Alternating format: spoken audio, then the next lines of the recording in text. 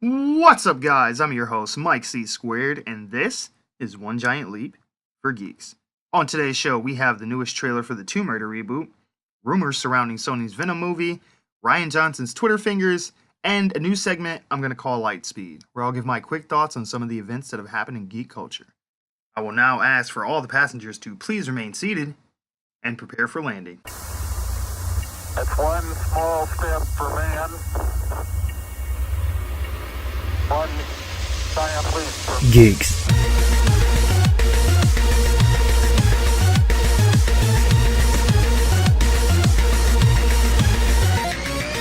I am vengeance. I am the night. I am. Not that excited for the Tomb Raider movie. Prophecy foretells of a video game movie that would rise and be a beacon, a guiding light to show all other video game movies the path to greatness. This probably isn't that. Tomb Raider has been around as a property for well over 20 some odd years now. I believe the first game came out around 96. The first movie came out in about like 2001, which was at the height of Tomb Raider's popularity. Like the whole concept of Lara Croft, like Tomb Raider, is basically a female Indiana Jones. I mean, all the way down to the relic hunting and like the mystical elements of it. You know, like I believe in the first or second game she fights like a fucking gold dragon or something at the end. It gets kind of crazy, and Tomb Raider kind of fell off in public favor after a while, and it got rebooted a few years back, and that's what this movie is basically seeming to be drawing from. That game is very stripped down and different from the other Tomb Raider games. The other ones were a little bit more flashier, and these were more focused on like survival, and it was a lot more grittier and darker. It was like they gave the Tomb Raider franchise like the Christopher Nolan treatment, and it seems like that's where they're going with this. And I can't, okay. It has a great cast. Alicia Vikander, she is an Academy Award-winning actress. Walter Goggins is good in everything that he's in. I mean, it looks good, like the cinematography, the way, the sets look and the environments. It really looks like they're in a jungle and stuff like that. I mean, overall, it looks good, and it has a good cast of actors playing these characters. It feels corny, and I don't know why. There's just something about it that's just not clicking for me. I mean, okay, I've given it all this praise about the cast and the cinematography and the sets and things like that and the way the film looks, but the CGI is really, really bad. I mean, really bad. She looks so rubbery half the time when she's falling and jumping around and stuff. It looks like, X-Men, like the original Sam Raimi Spider-Man trilogy, like special effects, like era. It looks really, really bad. And there's there's all these moments where they put her in these situations where she's doing all these like superhuman things.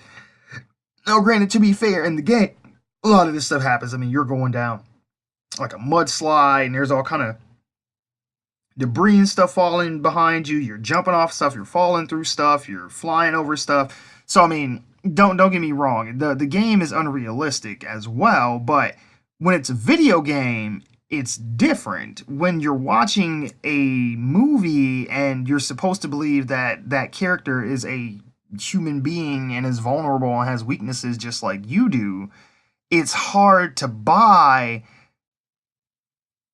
when they put them in situations where it's like, okay, guys, like, what the fuck are we doing? Like, okay, for example, there's a scene in the trailer where she's like, and it's probably the continuation of the shot where she's falling out of the plane trying to open a parachute, which by the way, that looks really bad too. It reminds me a lot of that fucking the Return of Xander Cage XXX movie that just came out not that long ago, where he's running through the plane and jumping out of it as it's exploding. It looks so fucking bad.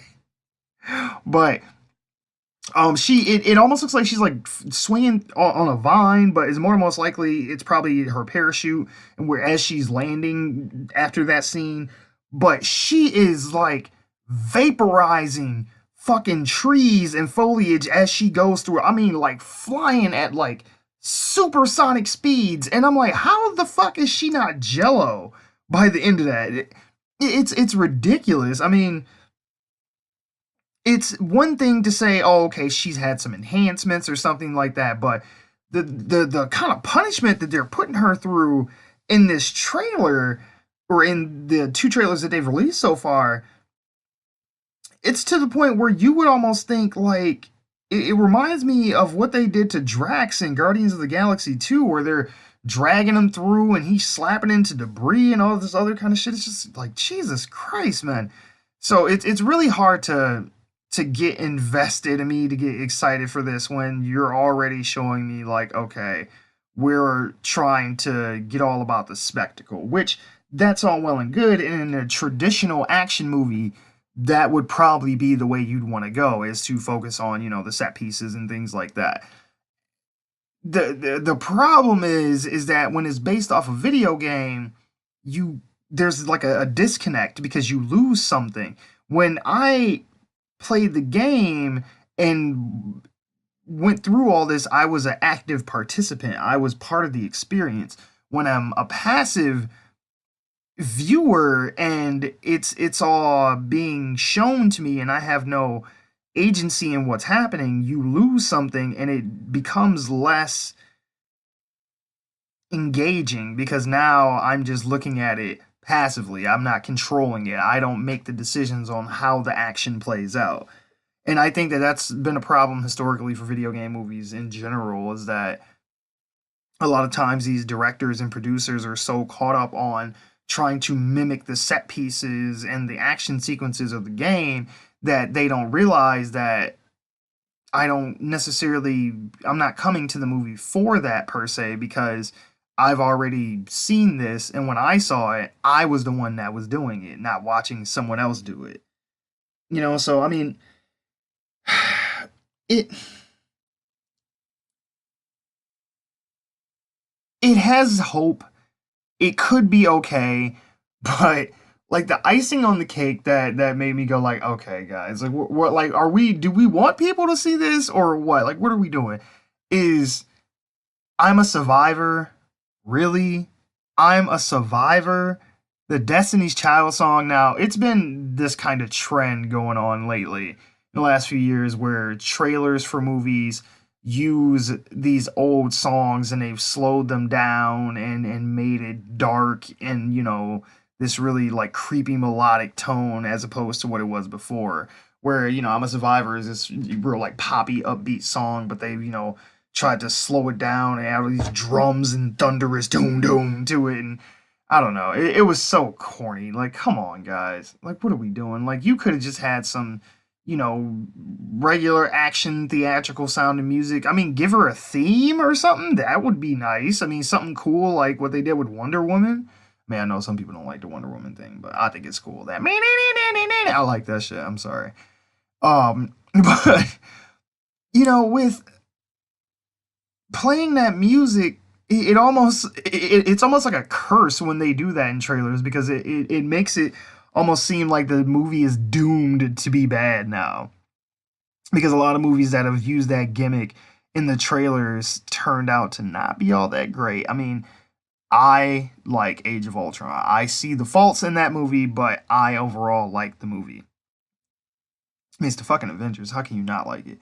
But they did that with the No Strings on Me, the Pinocchio song, and that one didn't turn out all that great. And then there's been a few others that have come out over the years that have. Suicide Squad is another one where they, take these older songs and change them. I think the only one that I can think of recently that's done that and it didn't turn out horrible was Thor Ragnarok. But I mean, I don't know. Like one day we will get a good video game movie, just like one day we will get a good anime live action adaptation. I don't know if that'll be in my lifetime. I would like it to be, but who fucking knows, man. This I don't know. I'm not. I know this whole time I've probably sounded like I've just been shitting on this movie, but I don't want it to be bad. I want this to be good. I really do. I don't know. There's just so many red flags that keep popping up. Oh, and then the biggest thing that I'm just like, why are we like? Did Zack Snyder direct this shit? Why are there so many slow motion shots?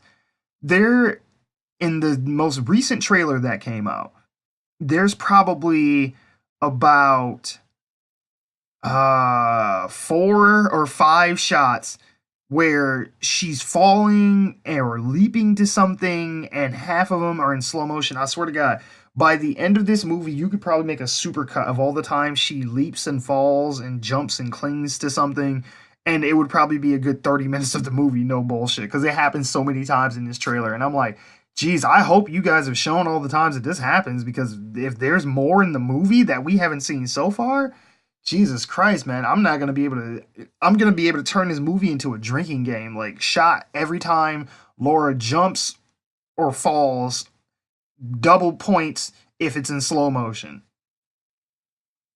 But we'll see what happens. It comes out in March, I think, and we'll see how it goes.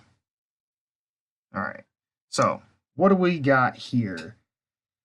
Now, on to the movie that everyone was asking for, Venom.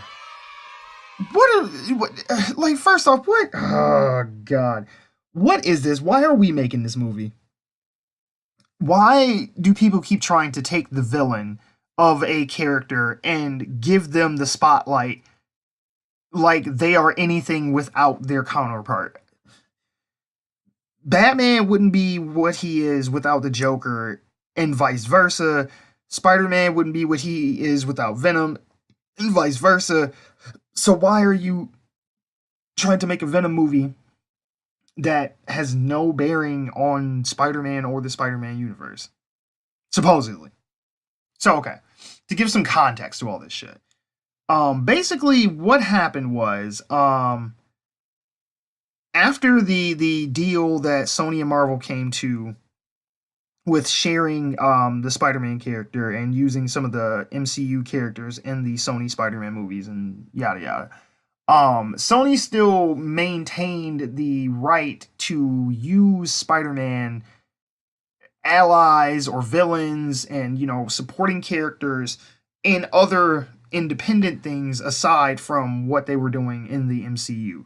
So that's how we're getting this Miles Morales, this Into the Spider-Verse shit, which I'm like, I'm glad that he's getting his own thing, but did we need to make it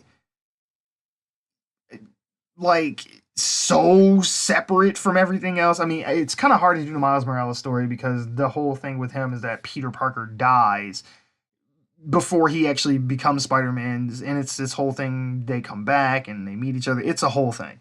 But so like I get the complications with that, but I'm just like, why can't he be integrated into the MCU like Peter is? But whatever. But as a part of that, I guess they might even still be trying to do some Sinister Six shit, but we know for sure that they're doing a Silver and Black movie, which is I don't know who the fuck is asking for that. And they're doing this Venom movie, which really, who asked for this?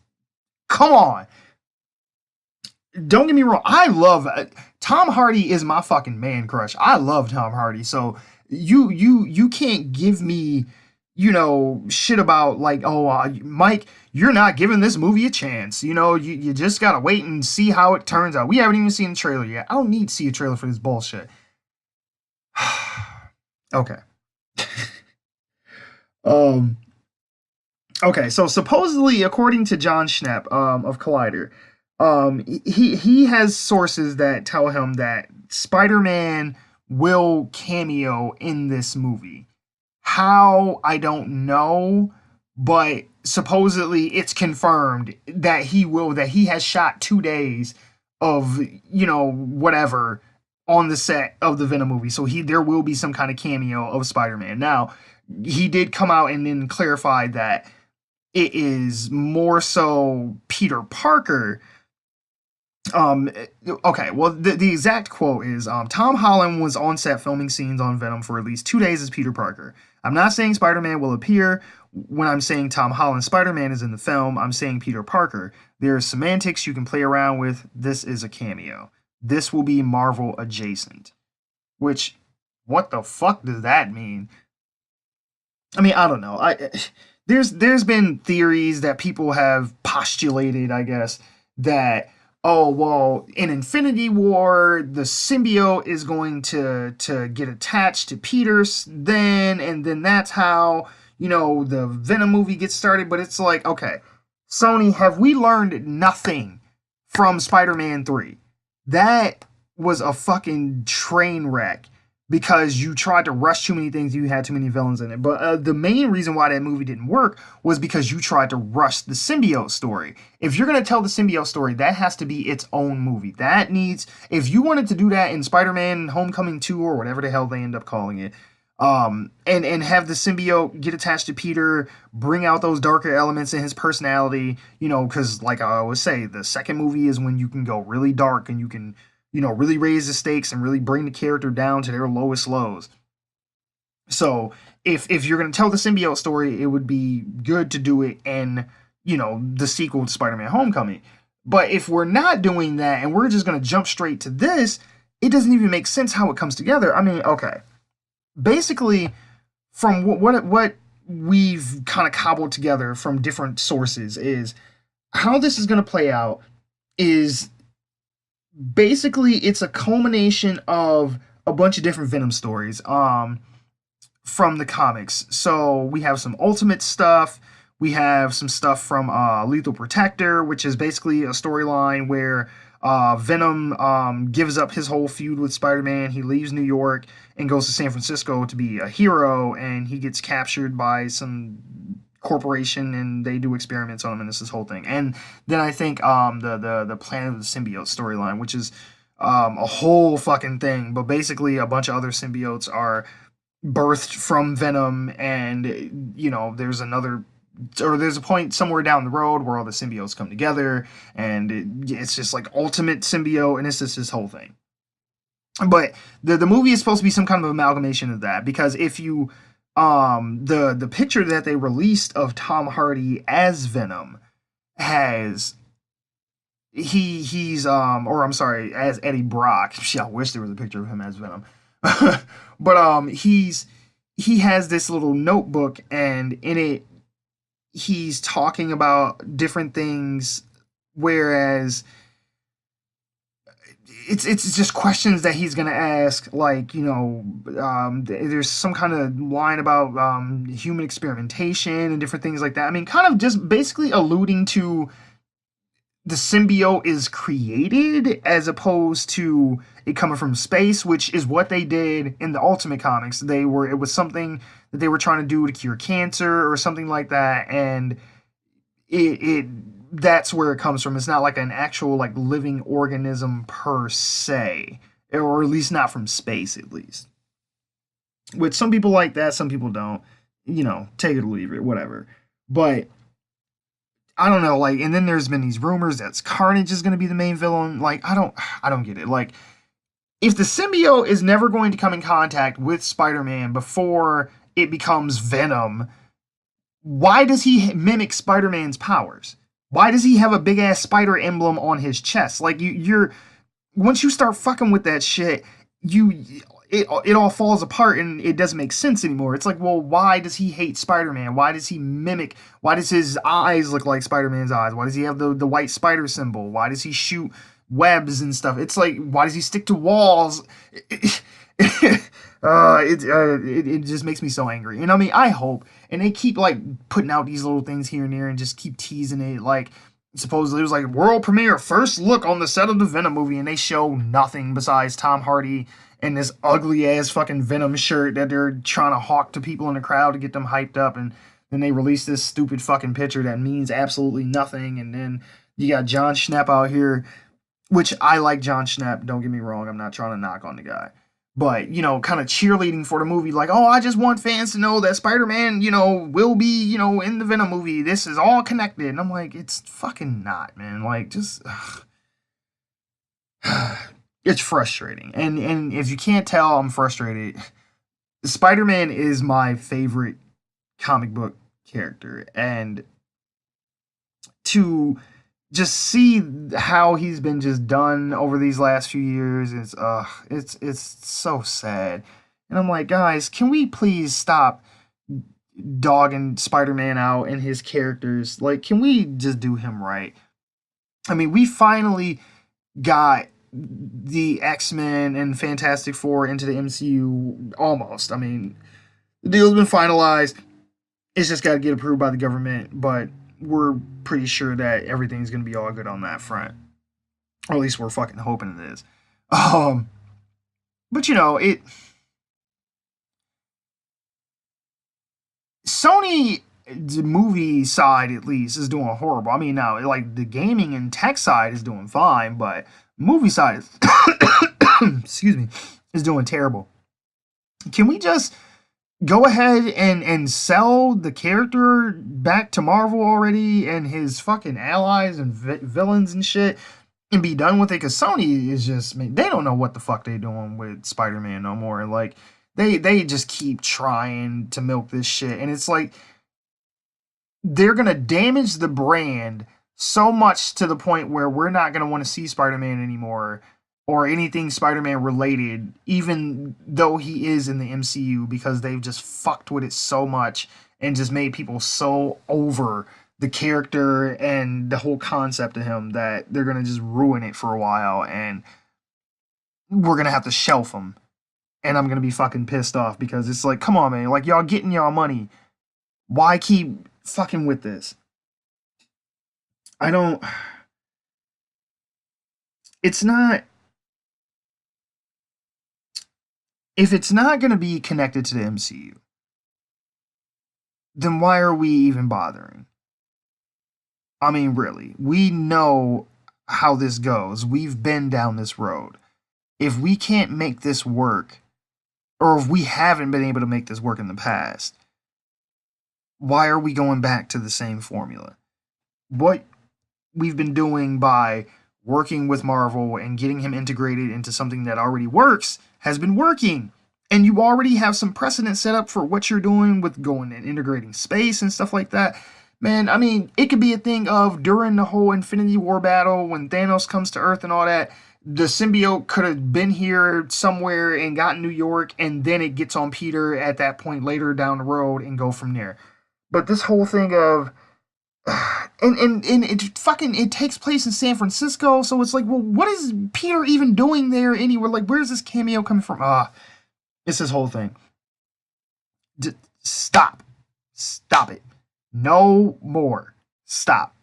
Leave Spider-Man and his cast of characters alone. We don't need this Venom movie. We're gonna, I can see it now. It's gonna be another Fant 4 stick. I'm telling you. Yeah.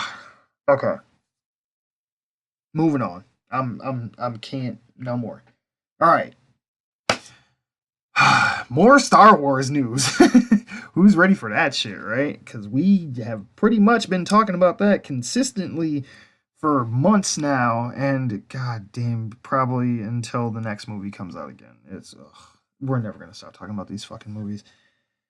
So, Ryan Johnson and his Twitter fingers. Ryan Johnson has been on the defense hardcore about these criticisms that he's been getting from the Star Wars movies. Okay, so recently, he was on the film cast, and he was talking about you know, people's backlash to The Last Jedi. And he says this, I quote, the crazy thing is, I had no perspective on these tweets. I had no perspective in terms of how big a group of people this was, even when they were even what they were upset about specifically. Over the next few weeks, I was able to contextualize it and feel much better about it. But at the time, I thought, oh my God, does everybody hate this? Did I totally mess up? Was I wrong? And I had a very dark hour of the soul because I had no context for this. Basically, what he's saying is when he first started seeing people's reactions to this shit, he kind of had a freak out moment and was like, oh, you know, I pushed too far, I did too much, I fucked up, and people were really pissed off. Now, this is true. This is absolutely true. But there's been this thing I've been noticing where this contingent of people that are trying to make it seem like there's not a big group of the fans that are upset about what happened in The Last Jedi. It's just that they have loud voices. And that could be true to a degree.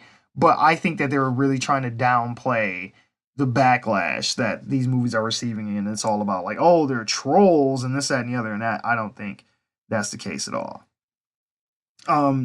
But he goes on to say, there's nothing I've read or seen that's made me think, oh God, I did kind of mess that up. I would have done that differently if I could go back. I still genuinely believe in all the decisions I've made. This is the problem. It's this like arrogance that comes across that are like pissing people off. This in and of itself isn't that big a deal. Well, the problem is that he's simultaneously doing this and he's on Twitter just throwing hellfire shade and talking all kind of crazy shit to the point where it's just making people upset. Basically, he's been on Twitter and he's been kind of engaging with the people who were dissatisfied with the movie and trying to, I guess, open up a dialogue with them about what their concerns were. And there was this instance where he's talking to someone and they're bringing up his whole thing with what happened with Leia in space and whatever, and the person that's tweeting at him is making the argument that, you know, she shouldn't be able to use the Force like that. You know, she's never really used the Force before, and if she did use it, it would be in a very limited capacity. Like, that was something that we've never seen anybody do before, let alone someone who's never used the Force, yada yada. And basically, Rian Johnson's response was, interesting, I guess the fact that she's in 0G and that space offers no resistance meant, to me, that it wasn't a big feat at all. Kind of minimal, in fact. Now, my personal issue isn't necessarily with the fact that she uses the Force at all. I mean, I could kind of see people having an issue with that, but that I can kind of let that slide, kind of. My thing is, and what the fan brought up, is that she should not be able to survive in space. Okay, all right.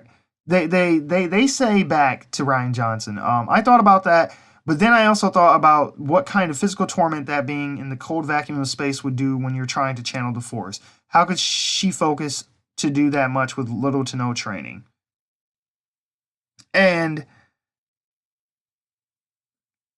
instead of him trying to defend his position and explain it, he turns into a fucking dick about it, and he just goes, "'Cause she's a badass motherfucker." Like, that in and of itself is kind of admission that you didn't really know what the fuck you were doing with that part, and you kind of was just trying to, you know, that was your love letter to Princess Leia, and you know, all logic kind of went out the window, and then when people are starting to call you on it, you don't really have an explanation for it, and instead you're just trolling now and just talking shit. There's been another thing where he's gotten on Twitter and brought up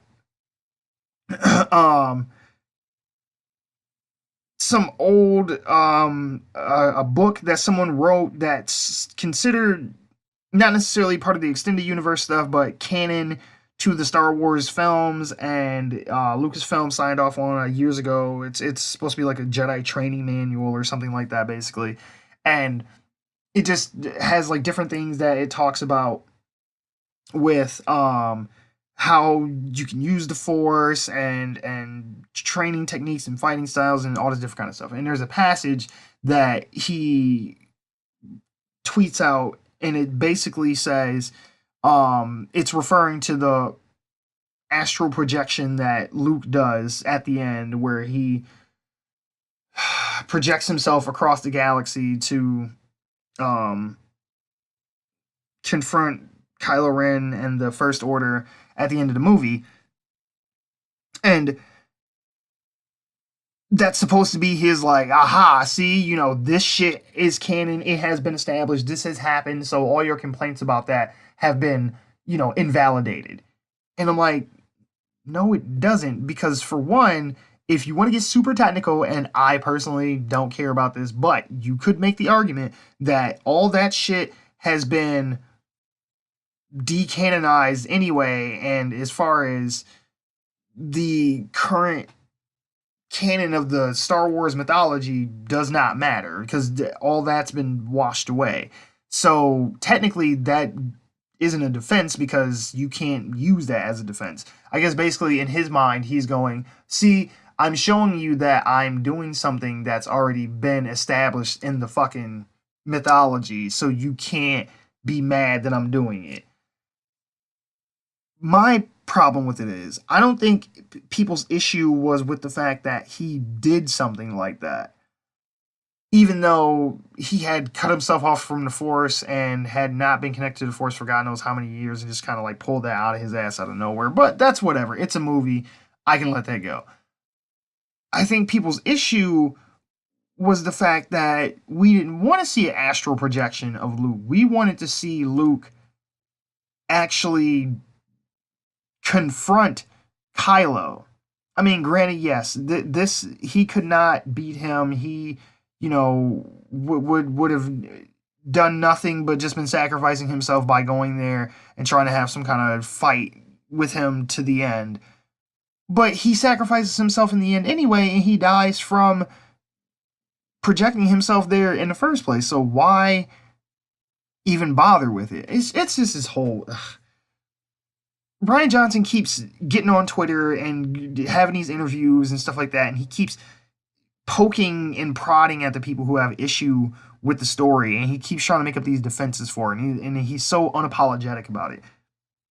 It's just so, well, that's what I did. I don't regret anything I did. If y'all don't like the shit, fuck you. And that's, I think, the attitude that is really riling the people who already didn't like the movie up, even more so than what they probably already were to begin with.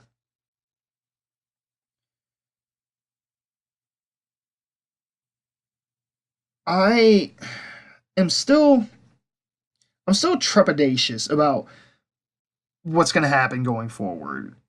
Not even with episode 9, which that's a whole other thing. Good Lord. Poor J.J. Abrams. But with what Rian Johnson plans on doing with his trilogy, because it feels like he's so bound and determined to undo what Star Wars is and make it into something else, make it into something new, that he's losing sight of what Star Wars even is in the first place. If you are so desperate to get away from what Star Wars is, why are you even making Star Wars movies? I mean, to the point where I think even the Russo brothers were asked about this, and even one of them had said, like, that they really liked Rian Johnson, he was a great filmmaker, this, that, and the other, but that these were, iconic characters and probably some of the, biggest, most historical, characters of all time, and he took a lot of risks, with the characters, and did a lot of stuff that, you kind of don't want to do when you're dealing with icons. You don't want to do something that may tarnish their image to a good swath of the viewers and the base of fans that love this shit. Why make the people who care about this hate it? And it's funny because when Ryan Johnson has been talked to about some of his decisions on killing off characters and stuff like that, like he wanted to kill off even more of the characters. He wanted to kill the Knights of Ren. If he could have found a way to get them in there, they'd be fucking dead too. And it's like, god damn, it wasn't enough to kill Snoke and Admiral Akbar and Luke, and unfortunately Carrie Fisher is dead in real life, so as far as movies are concerned, she's not coming back. It's like we're just wiping the slate fucking clean. Like we don't even wait until the third movie, at least have one tag along from the original cast. Nope, we just wiping it. Everybody's gone. And I swear to God, if they bring back Luke as a Force Ghost, I don't even want to see him. Like I'm done with Luke. Like you had your chance to come back and do something that would really make us remember you and remember why we love that character so much. And that shit that he pulls at the end, that is supposed to be his redemption moment and supposed to be the moment that he does win us back over as an audience. But I'm not buying it. I'm sorry, I'm not. It's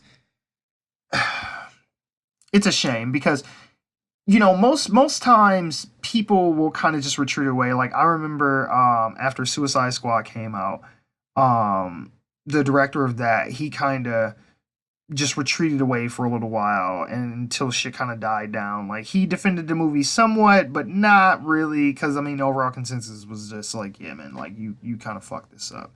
And I mean it kind of wasn't his fault at the same time because Warner Brothers fucked with the movie and everything else, but it's like, hey man, if you're gonna hire this person to do a job, you can't then turn around and micromanage the work that they're doing for you because you're getting cold feet all of a sudden. Like, hey, you hired me for a job, man, so this is what I'm here to do. Ryan Johnson needs to just sit back and just chill out for a little bit. Like, focus on making your fucking trilogy. Get the fuck off Twitter. Quit trolling and shit and just kind of go away for a while. It's not going to make people necessarily like what you did in the movies that didn't already like it to begin with, but at least you can kind of reel back some of the hate that you're getting by kind of just staying out of sight, out of mind for a little bit. I mean, because the fire is real hot right now, and you should probably, just kind of chill back a little bit, stay in the shadows, play it cool, poke your head out every now and then, see what's going on. They still hate me? Yeah, probably. Okay, how much this time? I'll give it a few more weeks. And just be easy. But instead, you keep pulling the Ajit pie and keep getting on Twitter talking shit. And it's like, yeah, motherfucker, I did that shit. Yeah, it don't matter why they can breathe in space, nigga, because I want them to. That's what's pissing people off. So maybe, not do that for a little while? I don't know. Maybe I'm just crazy. All right. On to light speed. All right, this is the new segment I'm going to do where basically I am just going to go over a few of the things that have just happened in geek culture, give a few quick thoughts on it, and go from there. The first one out the gate that I wanted to cover in comics news, and Thanos number 15. Spoilers, by the way, if you're not reading the Thanos run, but the identity of the new Ghost Rider / Herald of Galactus has been revealed, and it is Frank Castle. I don't know how this happened. Apparently they're supposed to explain it in the next issue, Thanos number 16, but they basically reveal, and Thanos, comes out and says, like, I don't even know who the fuck Frank Castle is. Obviously, because Frank doesn't deal with cosmic galactic shit and stuff like that. Like, Frank's a low level, he kills gang members and mob dudes and shit like that. Like, he's not going to be involved in the cosmic stuff, so Thanos has no idea who he even fucking is. But, in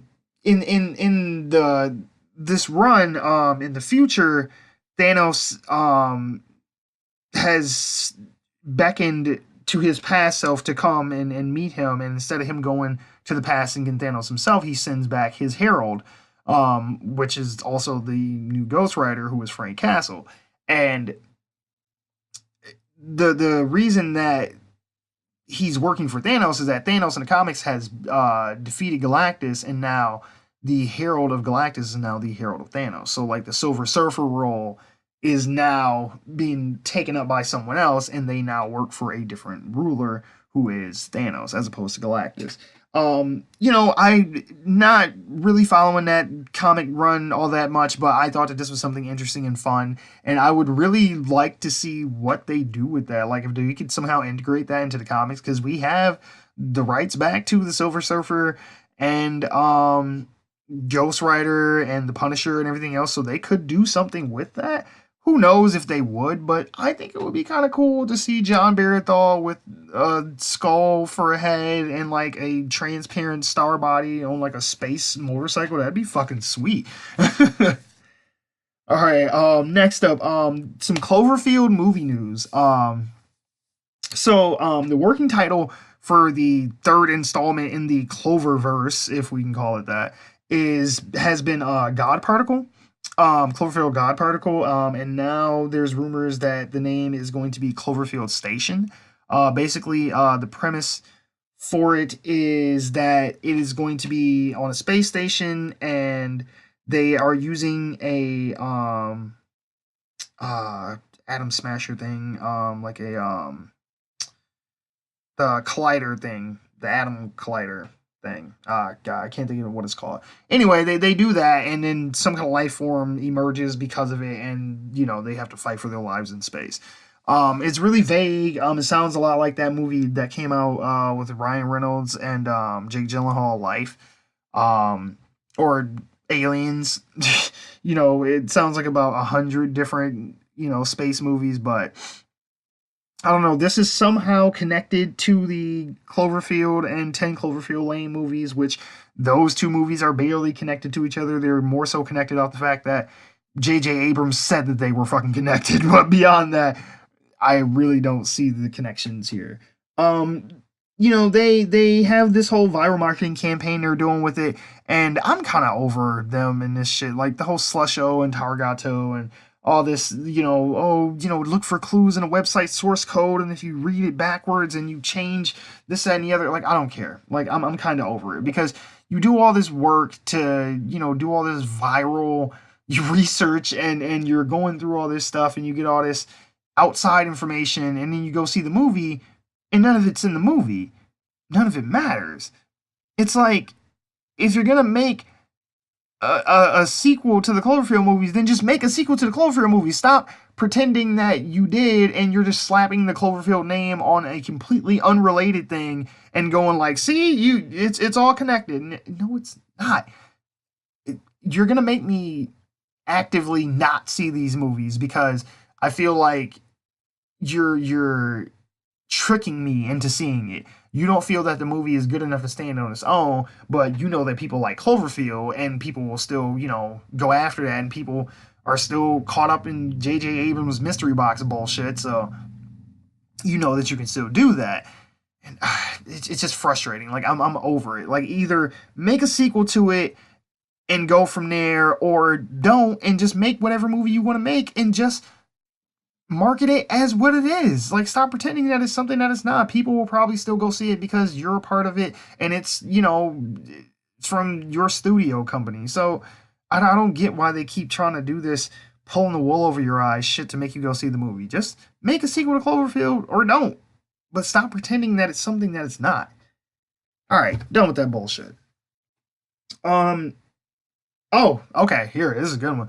So Logan is nominated for an Oscar. It is nominated in, let me consult Wikipedia here, for an Academy Award for Best Adapted Screenplay. And according to Wikipedia, the Academy Award for Best Adapted Screenplay is one of the Academy Awards, the most prominent film awards in the United States. It is awarded each year to the writer of a screenplay adapted from another source, usually a novel, play, short story, or TV series, but sometimes another film. So that's pretty good then for Logan, I guess. I mean, hey, that's a pretty good award. I mean, I don't think we're gonna see a day, at least not no time soon, where we see a comic book movie be nominated, let alone win. a best movie or best actor Oscar or something like that. I mean, we got close with Heath Ledger in The Dark Knight, and honestly, I don't even think that the Academy really even gave it to him for that movie. I think it was just a posthumous Oscar, and that was the last thing that he had did that was good. So they were like, you know what? We're gonna give it to him for this, but this is really just encompassing his career overall and him unexpectedly dying so young and this, that, and the other. This will be the last chance we'll have to give him one, so we'll give him one for this. Not saying that he didn't deserve an Oscar for his portrayal of the Joker, but I don't necessarily feel the Academy that's what their intent was when they gave him that.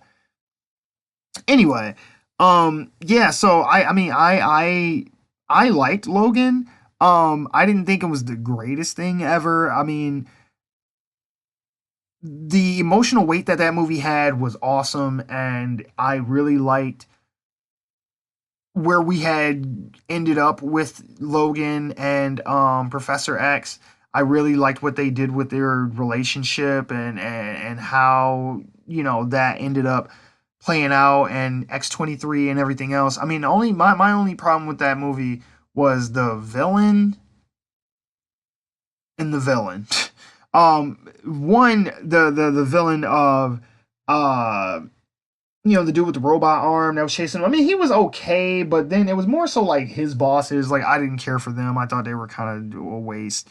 But mainly my issue was with the, you know, the Nega Logan, you know, where it's basically like the inverse. It's his reverse Flash, you know, it's his Venom, it's his, you know, whatever. Like, I don't.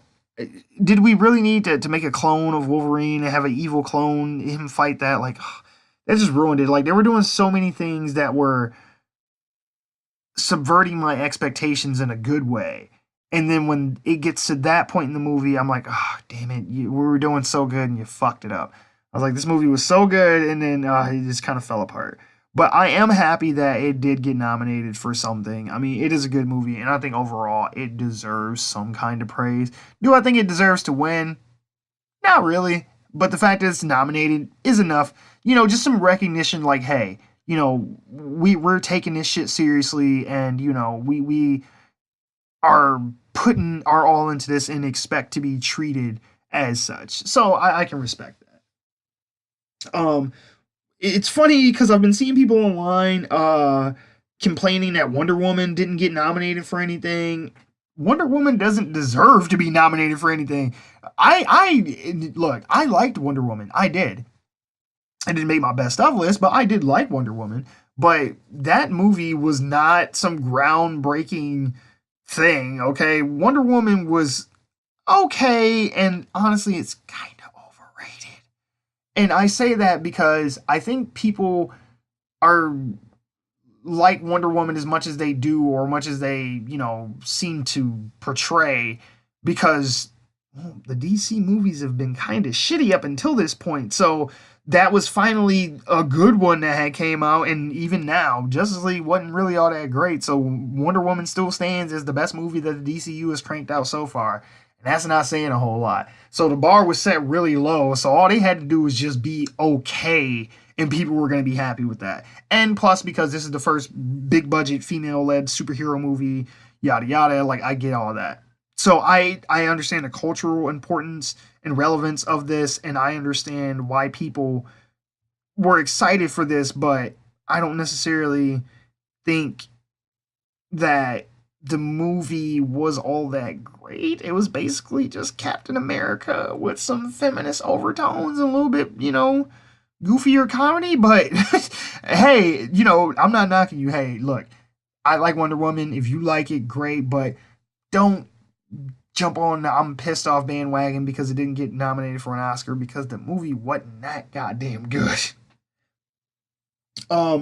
You know, I'm shocked because, like I said, I thought that Logan was okay. I didn't think it was good enough to get Oscar praise. I remember when people first started bringing that up. I'm like, guys, calm down. It's a fucking Wolverine movie. What? Hey, you know what? I'm not going to take nothing from it. More power to you, Logan. Hopefully you win it. But if you don't, hey, you made a milestone just by getting nominated. So that in and of itself is good. And then the last thing I wanted to talk about was the Avengers set photos and the Russo brothers addressing some of these theories that have came out because of this. So, all right, basically, a bunch of behind the scenes photos came out during like the last few days of filming for Avengers 4. They're still yet to be titled Avengers 4, which they are keeping the title secret because the title of that movie will directly coincide with where the story is going post Infinity War, and they don't want to spoil anything that happens in Infinity War by giving away the title, because apparently it is going to be something very apparent, whatever the title of the movie may be. But during those last few days of shooting, there were some set photos that got released, or they got leaked, that people had taken. And basically in the photos, you see Mark Ruffalo as the Hulk, and we know he's as the Hulk because he's in a whole CG, dots and stuff get up with the camera following his face and all that. He's carrying like a stick with like some clothes, like he's like homeless or something like that. So I don't know, it's like Hobo Hulk, I don't know. But Ant-Man, Tony Stark, and Captain America are all in the scene together, and there's shots of them talking, and then just like in between takes of probably, them laughing and stuff like that. But they're all wearing these little weird devices on their hand, and Captain America has a haircut, is clean shaven, and is wearing the costume that he wears in the original Avengers movie. So a lot of speculation has been coming out that there's going to be time travel in Avengers 4. Now, the Russo brothers were doing a interview on the Happy, Sad, Confused podcast, and it had been brought up by the interviewer, the host of the podcast, about the speculation about what was going on in those set photos and things like that, and the whole time travel, theory that was out there for the movie. And Anthony Russo, he said that he is a big fan of the technique, but he kind of insinuated that the photos weren't what they seemed. He talked about how much he liked the Back to the Future movies and things like that, but they're kind of insinuating that it's not time travel, that it's going to be something else. Basically, they said, let's see here. It says that the only hint the directors gave is to start looking for clues in different places. Certainly, there is a 5-minute sequence in Civil War around a piece of technology that was laid in for a very specific reason. If you go back and look at that film, you may get a hint as to the direction. So basically, what they're referring to is that tech that Tony Stark uses at the beginning of Civil War, where he's having that flashback where he's talking to his parents, where we see the younger Tony. And then he's at that MIT presentation, and he gives all those people those grants and stuff. That's the technology that they're referring to. It's called BARF. It is the Binary Augmented Retro Framing, BARF. And so basically what I think they're insinuating is that instead of it being time travel, that he's going to modulate that tech in some kind of way to make it to where they can go back and relive past experiences and interact with past versions of themselves or things that happened in the past, as opposed to just being an observer. They can actually interact. Almost like, think of Assassin's Creed. Almost like that, where they're reliving memories, I think is what they're trying to insinuate. I don't know. I mean, that, I can kind of buy that because, it could be a misdirect, but there isn't any particular reason for me to believe that they would be dishonest about that. The fact that they even address it at all and then just blow it off actually shocked me, because Avengers Black Panther nor Avengers 3 has even come out yet. And they're, already addressing stuff that happens in the movie that comes out after those two movies. So, I don't necessarily think they're being dishonest, but I don't think they're just going to come right out and tell us. But the Russo brothers have been pretty good about leaving clues to give you a good enough idea of where things are going, but not being just so vague to where it's frustrating trying to talk to them about it. All right, that's all, folks. If you guys have any ideas for an upcoming episode, you can go ahead and leave that down in the comments below. Don't forget to hit that like, subscribe, follow, whatever else, however you are receiving this. Make sure that you keep in contact so you get more of this good shit. If you guys want to chat and you're not sick of hearing my annoying ass voice yet, you can always find me on Twitter. Just look for @GiantLeap, the number 4 Geeks. And on YouTube, SoundCloud, Facebook, Instagram, and now Pinterest, look for One Giant Leap for Geeks. See you guys next time. The first time that Marvel has just outright had one that just didn't go over well with really anybody. I mean, there's a couple people here and there that may think Iron Fist is good. I, for one, can say I am not one of them. Fuck Iron Fist. Ultra!